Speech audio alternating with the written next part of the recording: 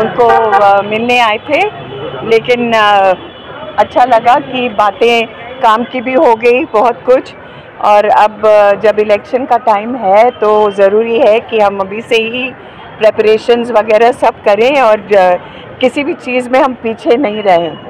तो क्योंकि सिन्हा साहब ने तो बहुत काम किया है यहाँ पर, जबकि यहाँ पर आसनसोल के बने हैं एमपी, तो इसलिए काम हमें बहुत अच्छी तरह से करना है और जीत के आना है।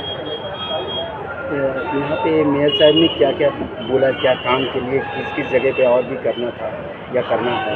हाँ, करना था और करना है, बहुत कुछ किया है सर ने, सिन्हा साहब ने बहुत कुछ काम किया है यहाँ पर। मुझे लगता है कि किसी भी एमपी ने आसनसोल के लिए इतना नहीं किया होगा जितना उन्होंने किया है।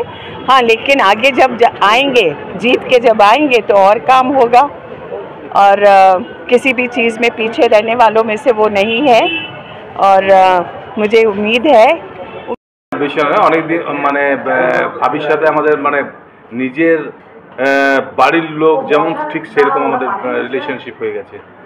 এবারে ভাবি এখানে এসেছিলেন, রানিং আসানসোলে ঢুকেছিলেন, তো কর্পোরেশনে ঢুকে পড়েছিলেন, তো দেখা করলাম, খুব ভালো লাগলো।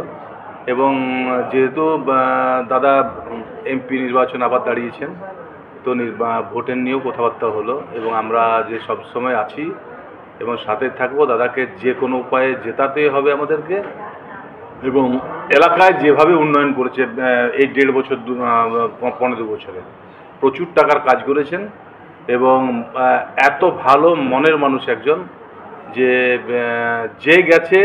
যেই গেছে ওনার কাছে উনি কিন্তু কথা বলেছেন, তার কাজ করার চেষ্টা করেছেন। এবং মানে প্রথমত মানুষ ভেবেছিল যে শত্রুঘ্ন সিনহা যে জিতলে পরে হয়তো এলাকায় ঢুকবেন না, কিন্তু এখন মানুষের মনটা বুঝে গেছে, তারা বুঝতে পেরেছে যে প্রতি মাসে প্রায় 15 দিন 2বার থেকে 3বার আসানসোলে এসছেন, বিভিন্ন এলাকায় গেছে, প্রোগ্রামে অনুষ্ঠানে গেছেন। সে যে কোনো পরব হোক, যে কোনো উৎসব হোক, যে কোনো অনুষ্ঠান হোক, উনি এসছেন, সবার সাথে দেখা করেছেন। তাই আমি আপনাদের চ্যানেলের মাধ্যমে আসানসোলবাসীর কাছে অনুরোধ করব, এত সুন্দর একজন মানুষকে পেয়েছি, যে মানে আপনারা আশীর্বাদ দিন, আমরা সাথে রয়েছি, আমরা সবসময় সাথে আছি আপনাদের।